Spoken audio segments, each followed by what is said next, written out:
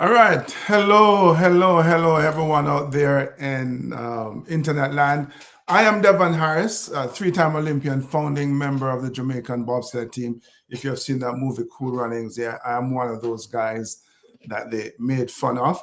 But it also means that I'm someone who has literally uh, learned to crash and learned to kind of pick myself up afterwards. And I'm absolutely thrilled to be joined today by an incredible athlete, an incredible Olympian, a sprint powerhouse, former world champion in the 100 meters, and a summer and winter Olympic medalist as well.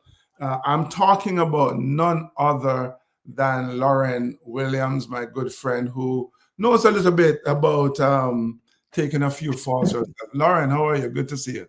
It's so good to be here. Thank you so much for having me on the show today. I mean, if anybody knows about crashing, burning, and coming back stronger, it is you. So, um, yeah, Well, I'm excited to be on. Keep pushing. yeah, Lauren, I've been known to take a few falls. The thing is that when people hear Jamaica bobsled team, and maybe you're one of them, you think of us crashing that famous crash back in 1988. But I think what that demonstrates, because obviously that wasn't the end of our story. We came back, we've competed in multiple Olympic games, have not won any Olympic medals yet, but we have done some stuff. But today though, Lauren, I'm really looking forward to chewing the fat around this idea of failure as fuel and how Olympic setbacks create bulletproof resilience for corporate pivots. Because the truth is, and I know you know this, with the path to the podium, whether it's in the Olympics or in sports and entrepreneurship, the corporate world is littered with falls and false starts and face plants, as it were. But champions don't let the failure stop them. They use it. We turn failure into training ground for resilience. How do you see that? Yeah, I feel like the perfect example of that is like what's going on right now. As a track and field athlete, it's time for the world championships. Most people don't even know that that exists because they only watch track and field once every 4 years. But we've seen so many examples during this world championships of people whose names you didn't know a year ago, but they've been competing for 6 or 7 years. And they were failing and failing and failing. You know, they weren't something that anybody wanted to talk about, but they stuck to it and now they are doing excellent. It definitely takes failure to be good at any part of whatever it is you're trying to achieve, whether that is sports wise or, like you said, in the corporate world. Yeah, you're absolutely right. I touched on a really good point there. And this is kind of where, as you touch on the World Championship, I get some bragging rights because in the men's 100-meter event, Jamaica came first and second. But, to the point you made though, about athletes kind of toiling out there in the wilderness, as it were, and people are only just knowing about them, oblique Seville. For the last number of major championships, fourth and worst. And now he's a world champion because, yes, he didn't give up. So, yeah, we want to throw the fat around that. We're going to get real. Mhm. Not about the highlights or highlight reels or medals, which is what people tend to want to know about when it comes on to athletes. But with those moments when everything goes sideways and how to turn those setbacks into springboards for your next big breakthrough. So, of course, I just mentioned you asked about, and you had to ask, Lauren, about our crash in 1988. Yeah, I was that guy on my head. Well, I had to ask because, my introduction to bobsled really was that movie. A friend told me about bobsled. I ended up at the bobsled championships. I did well enough that they put me into kind of the team camp. And, it works different for different countries at this point. Mhm. But I got introduced in a matter of no time. And so within 30 days of me learning about bobsled and actually being joining the team and trying to like actually go through the process of making the team, I was like, oh my goodness, what do I do? And so obviously, like, what's the first thing anyone does when they think about bobsled? They think about that movie, Cool Runnings. I popped it in and I was like, okay, this is going to teach me everything I need to know. Little did I know that, what happens in Hollywood is what actually happens on the bobsled track. Yeah. It's different. Yeah, it's But true that though. drive was very real. If you're looking to learn about bobsledding, well, if you want a crash course in bobsledding, maybe Cool Runnings is what you watch for that, But I do remember though that day when we crashed and we're heading down the track, and people always asking, what did that feel like? Were you scared, or did you feel like you're going to die? And what I remember in that moment is just the embarrassment. And that's a part of the challenge with us when we compete as athletes, whether it's in the World Championship or the Olympic Games. It's such a public failure. And the world is watching. And we're gonna talk a little bit about some. In fact, let's jump into that now, because I know you were a world champion, the reigning world champion. You're heading to Beijing. Talk to us about what happened there and how you dealt with that. Yeah, I would say that was one of the first of many failures during the course of my career. And so in 2004, I made the Olympic team. As a junior in college, I became a pro athlete and, gave up my college eligibility, which, now things work so differently. Kids don't have to do that anymore. And went on to become a professional athlete. As the second place or the silver medal winner in 2004, people were expecting me to come back and be the winner in 2008 because the young lady who won in 2004 was no longer competing. And so it kind of was like all eyes on Lauryn Williams. I won in 2005. So like, as I was saying, like a lot of people don't realize that there's a professional track and field season every year. So 2004 silver medal, 2005 gold medalist, 2006 indoor got a silver, but by a very, very like photo finish close margin. And 2007 as well at the World Championships, it was also a photo finish. So I was very much still a contender for the 2008 games. And like I said, as the American athlete, American versus Jamaica as it relates to the sprinting, kind of who's going to hold the dynasty, all eyes were on me, and it didn't end up going my way. I did not get first, I did not get second, and I did not get third, which are the three most important parts when you come to an Olympic Games. I was the dreaded fourth place. And it's a different type of failure. You'd almost rather get 8th place at the Olympic Games than to get fourth, because fourth is like, you just missed it. Yeah.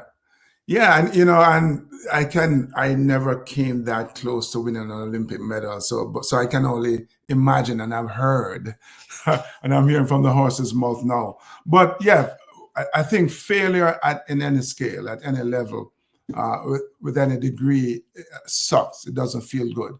And as we as Olympic athletes go through our career and we compete fiercely, obviously to win, and we fail, and as we transition, we're going to talk about that a little bit later on as well, into, dare I say, the real world, the world out of sports.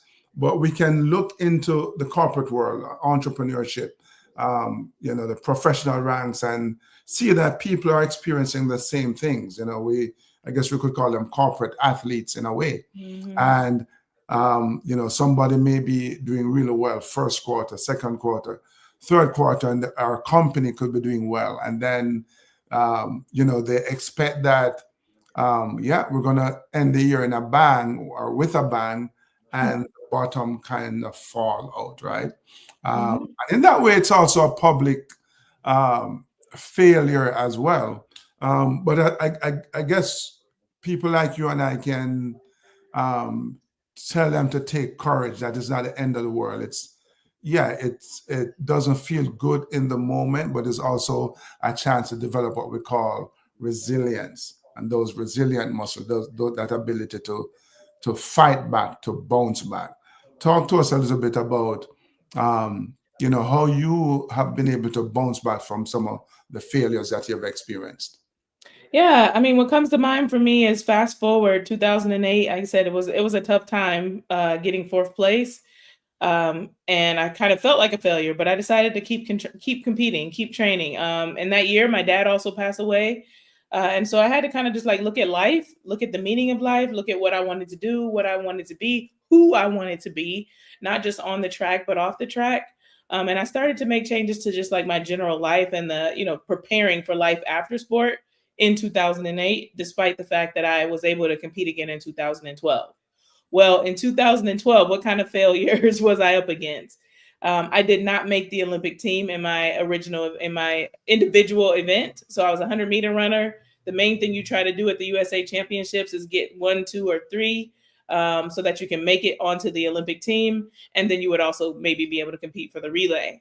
Well, I ended up in 6th place at the US trials. And so they could have left me at home. I could have, not been able to go to the Olympics at all, but they decided to bring me to the Olympic Games so that I could help people understand through the failures that we had as Team USA in the relay over the previous years, how not to make that same mistake again.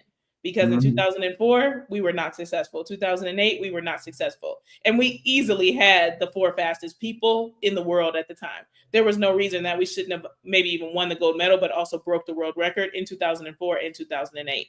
And so what brought me to the 2012 Olympic Games was the failures that I had prior to that time frame, so that we could learn from those mistakes. Because if you don't have those problems, you don't learn from those mistakes, you're going to keep repeating it. And I think the reason that we won the gold medal in 2012 was because we were able to learn from the mistakes of 2004, 2008, but they had to have somebody there to share that experience so that we could all get on the same page. I remember watching you at the Olympic Games, and yeah, of course, I'm rooting for you. And it's one of those challenges or tough spots where you know somebody from the opposing team that you want to do well, but they're competing against your team that you absolutely want to do well. And I knew that the US team had the advantage over Jamaica, and I can still see it in my mind's eye. Lauryn, were you on the 3rd leg with a baton exchange? And I remember that look of it's not for dejection on your face. Talk to us about that. Again, we were just talking about how our failures as athletes are very public. Yes. Yeah. Yes. I mean, you bring up a really good point. In each of the failures that we had in 2004, the baton, we didn't have a proper exchange, and I was the 3rd leg in 2004. So that means that I would have handed it to the 4th leg, and then they would have finished the race, which means because we didn't get it around, we had to walk 200 meters to the finish line. Yeah. And that was brutal. That was a horrible feeling for the race to be going on and for me to be walking instead of running to the finish line. And then for it to repeat itself again in 2008. This time I was the anchor leg of the relay. So they're bringing it home to me, and only 100 meters to go. But, there's nothing more painful than being in a stadium that is jam-packed with people who are rooting for you, only to find out that you failed and that there's not going to be an opportunity for you to win that gold medal. Yeah, that walk, again, reminded me of our crash in Calgary and walking down that braking stretch. It's not a fun feeling, but I guess part of that, and the thing that made it feel a little better for me, was how supportive people were, right? So the thing is that because you're our competitors, we are all competitors, to include those of us in the corporate world, and you want to win, it doesn't mean that when you fail, you don't have people to support you and to help you through, whether it's just the crowds in the stadium or people on your team. Talk to us. You brought up a point, and I want to kind of shift a little bit to that, about pivoting. So you started preparing for life after the Olympics, even before you stopped competing. Tell us what it is that you're doing now. I know that you have retired from the Oval Office, as it were, and you have retired from the bobsled track. So tell us a little bit about what you're doing. Yeah. So I dipped my hands in many different things during the course of my track and field and bobsled career, because I was always trying to make sure that I was prepared for life after sport. The one thing that you'll learn quickly as an Olympic athlete is that the money is not the fame. With the fame does not necessarily come the fortune, is probably the easiest way to say it. And so while you may be getting a lot of TV coverage or news articles, or you may be a hometown hero, there's not the kind of income for most of the athletes that are competing where you're going to be able to retire and kick your feet up and never do anything again. So I went and I got a real estate license at one point. I got my master's degree in business. And then what I ultimately ended up doing, I studied finance at the University of Miami, was getting a certified financial planner certification. And so now I do financial planning for the masses, if you will. So I run a financial retreat in Medellin, Colombia. People come in groups of 6 to 8 people, and I teach them about their organizing their finances. I also do a 6-week online course where you can learn how to put your finances together, because the one thing that we all have in common is that we're all going to have to manage our money. Whether you make a little bit of money or a whole lot of money, we all are going to be burdened with the responsibility of organizing it in whatever way we see fit, and being able to save and invest and take care of our families and our obligations. And so during the course of my career, I had hired various financial advisors. None of them did a really good job for me. And it just left me frustrated, because I think I could have done things along the way to better organize and optimize my finances. And the failures, today is all about failures. The failures that I had financially while competing in sport is what actually gave me the fuel to be able to start my own company. I wanted to be the change that I wanted to see. There's so many people out there that, like you said, are not being helped appropriately, being taken advantage of, being scammed. And so I really want to empower people to organize their finances. And that's what I'm doing now. So the failures, I love that you experienced financially while you competed, became that fuel that led you now down to this path. So what I'm hearing is that failure doesn't have to stop you, but it does not. It becomes a curriculum, as it were, as you're teaching these courses. It becomes an opportunity for you to learn. And as somebody once famously said, to continue more intelligently.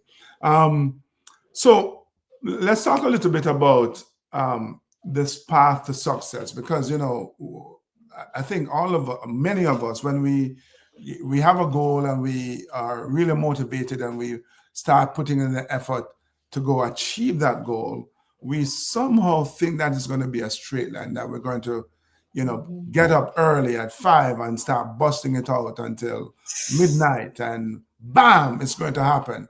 But somehow these goals, or the path to these goals, end up being more circuitous than a bobsled track. Lauryn, talk to us a little bit about that from your perspective.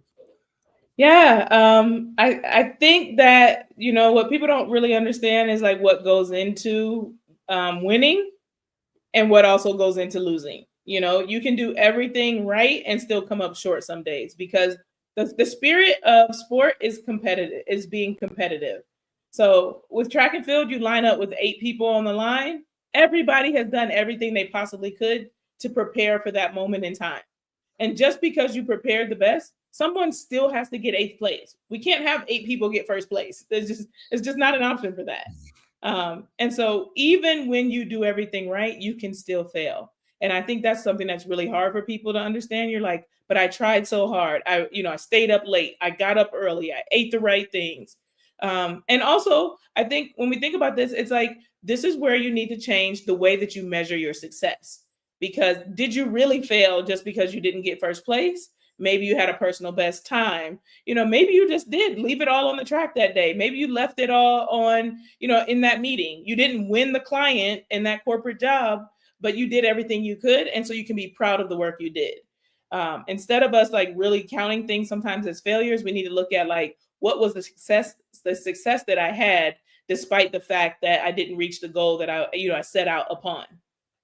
Yeah, I so agree with that. I can feel that, because I talk about that all the while as well, that winning is not always about the final score, is how I put it. And I get it that, sports is such an amazing metaphor for life, right? But as you said, in track and field, 8 people are lined up at the start, or however many people we may have in a bobsled race. But at the end of the race, it's 1st, 2nd, and 3rd, and all the way down the line, right? So you might find yourself out of the medals. Now, did it mean that you didn't put everything leave everything on the track? No. Does it mean that you're not worthy? No. It's just that's just how it's stacked up. And I get it that in sports, it is so final.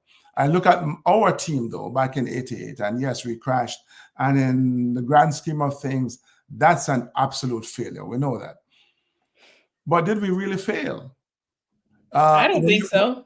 when you consider, that we did not know what a bobsled looked like in September of 1987, and here we were Hmm. at the Olympics competing in bobsledding in February of 1988. In fact, we crashed a four-man sled. And you know what I realized many years later, Lauren, that in the history of the Olympics, perhaps the first time an athlete or a team was competing in an event at the Olympics. And the Olympic Games was the first time they were competing in that event was us. Wow. And here we are starting the week, never raced a bobsled before, and at the end of the week, pushing the seventh fastest start time.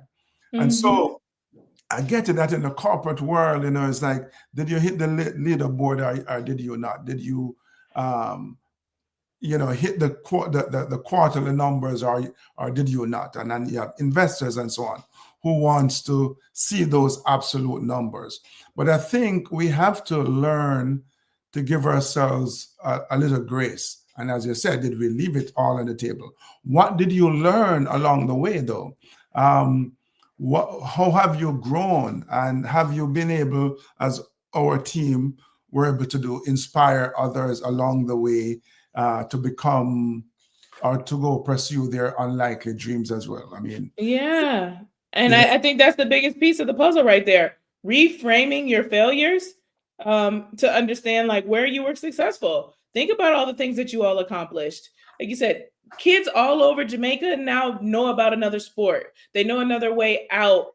They can think about, oh, okay, there's not just soccer and there's not just track and field. Those will continue to be the biggest sports in Jamaica. But imagine if you're not good at either one of those, if you're not interested. You've now opened the door for them to be able to say, hey, there's other things I can do. Let me explore what those are. Whether they want to become a musician or they want to, be a surfer or whatever, fill in the blank with things that you've not traditionally been good at as a country.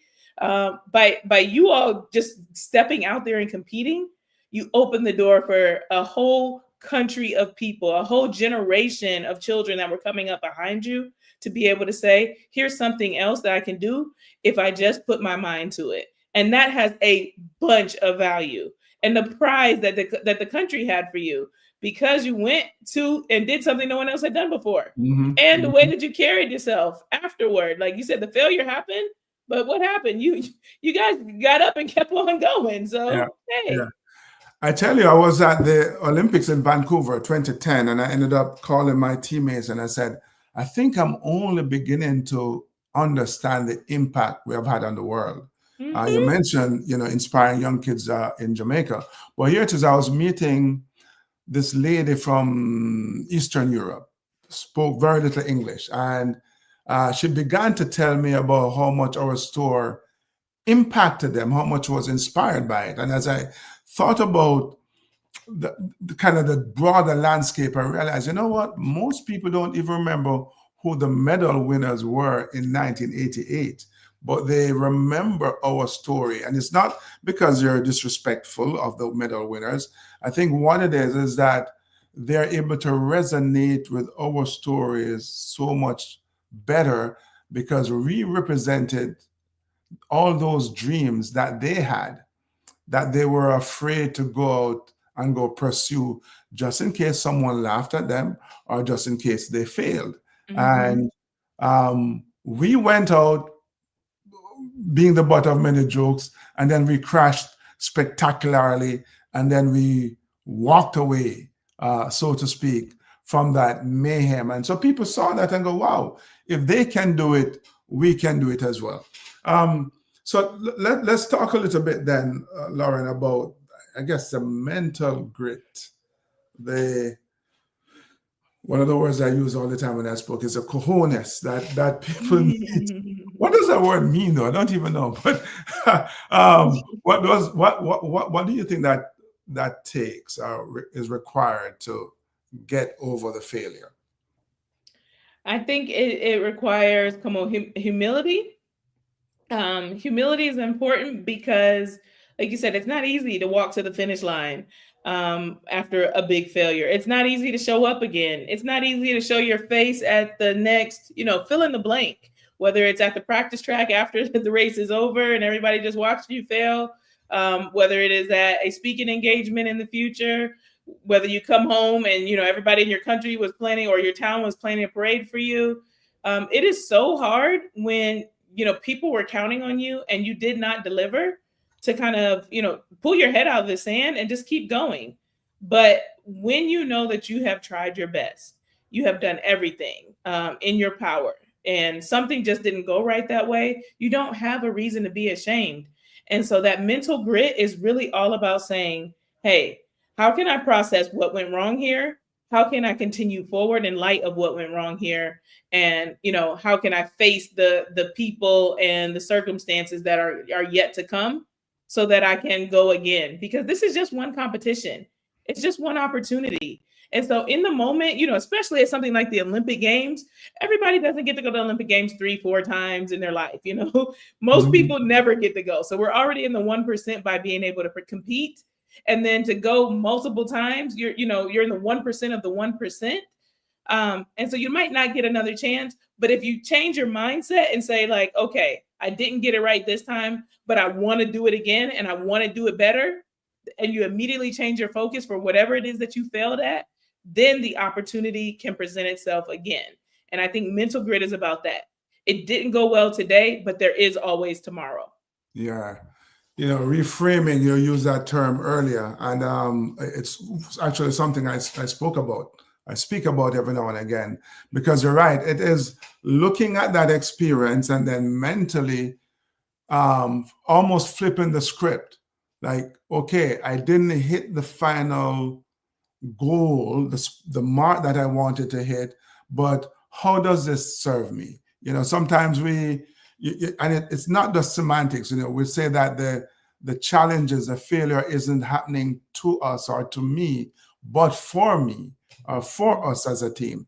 Because now you can reframe the thinking, rewire your mind to start thinking about how you can move forward. How do you literally pick up the pieces and go forward, right? So it is you building those resilient muscles, as it were.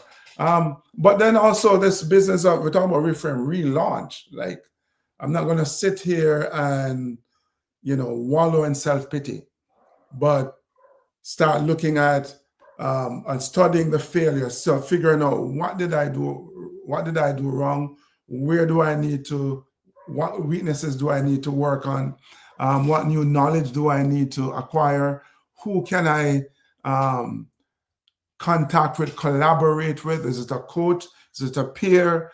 Is it the competitor? Like, people don't realize that, as Olympians, we're watching our competitors to see what it is that they're doing, because if they're doing well, maybe there's something that we can copy. Okay, all right, learn. But it's the same thing in the corporate world as well, right? That, you're actually, it's really interesting. This is years ago, Lauren. I went to speak to a company that were making golf carts. And you know what I saw there? They had 3 or 4 golf carts from their competitors that they had gone on the market and bought. And they were stripping them down to see what was different between, what makes their, not necessarily better, the competitors' golf cart better, but what was different? What can they, I guess, copy or improve in terms of their technology? So yeah, any final words on, how we use failure as fuel? Yeah, no, I think you just brought up a really good point about, being able to look at the people around you and, not getting trapped in comparison, because that is a thing that can trip you up, but also being able to understand, what does it take to be a winner? Because sometimes you're doing everything you can, but you don't have the right recipe. So you're in the kitchen cooking all day long, mixing flour and sugar and butter. But if you mix the wrong amounts at the wrong time, you end up with a sloppy, goopy mess And so it might just be that you need to look up a recipe. Somebody's already done this before. They know you need this much butter, this much sugar, this much, this much water in order to make the recipe that you want. Look at the winners around you and see what it is that you're missing. Don't be afraid to reflect on yourself and say, okay, I think I'm doing everything, but I'm actually missing a really big piece of the puzzle because so-and-so is doing this and I'm not, I'm drinking water, I'm exercising every day, I'm eating right, but then you're staying up late all night. You may not realize that until you analyze the competition to understand, like you said, what is it that I'm missing that could take me to the next level? How do I continue to improve? And I think that's a huge part of overcoming failures is understanding what is it that I need to do different the next time around so that I can be better at what it is I'm trying to achieve. Indeed, I love that. I love that cooking analogy, the recipe, the formula that you need. Absolutely, because you could have all the right ingredients, you're just kind of adding them in the incorrect portions or proportions, and you're not going to get the same result that the winners, the successful ones, are getting. So to kind of reiterate that, it's about examining yourself. So it does require a lot of self-reflection. Where am I going wrong? What can I learn? Who can I learn from? There's nothing wrong. Maybe in school, in college, it might be wrong to be looking over on the next person's paper to see what answers they're putting down. But in the real world, we know that success leaves clues. And if you're failing or if you're not hitting your mark, then it might require you looking at what someone else is doing. But I also want to leave with this, that it also requires a tremendous amount of belief in yourself, man. Like, I get it. You can be frustrated and, sometimes fed up. And there are so many people, the really successful ones, who sometimes have come close to quitting. But, when that belief in your abilities is strong, it's rather difficult to quit. But here's what I discovered about belief and persistence, resilience. The more you believe in yourself is the more you're going to persist. Because only a person who believes in themselves would persist. Like, why else would you do it? But interestingly enough, the more you keep going, the more you persist, the more you keep on pushing, is the greater that belief becomes as well. And it creates this upward spiral, and because you start to see maybe not major movement, but you start to see that little movement, that little improvement. And you go, wow, I'm heading in the right direction. And so when you're doing that, it really boosts you mentally, emotionally, psychologically as well. Because I think the worst thing that can happen is that when we're going through a tough time or when we have failed, that we just kind of sit there on our hands thinking that we're powerless. It's when we get up with even a little bit of confidence in our ability and start over again, start pushing towards our goals, that we start to build that confidence, build that emotional resilience and that faith in our abilities that we can succeed. So in that way, our failure do become fuel. I think we have someone come. Oh, we have a couple of people here saying, so we have Elaine. Hi, Elaine. She says, having a vision of what you want to achieve helps tremendously when you hit a brick wall. You step back, analyze the situation, and come up with a new strategy to move forward towards your goals. That is exactly what it takes. Exactly. Yeah. Yeah. So thanks for that, Elaine. I don't know that Lauryn and I could have said it any better. Thanks for chiming in, Lauryn. Thank you so much for hanging out today and talking about failure as fuel. Yes, I hope that everybody is inspired to keep on pushing. Well, we're bobsledders. Well, that's all I know to do, Lauryn. So yes, indeed, keep on pushing because I think in the end, our goals are ultimately achievable. We're not here to say it's easy, but it's not by any means. So keep on pushing despite the failures. You will succeed. Again, thanks, Lauryn, for joining, and thank you, Those who join live and those who will watch later on, feel free to share this. Thanks again. Keep on pushing.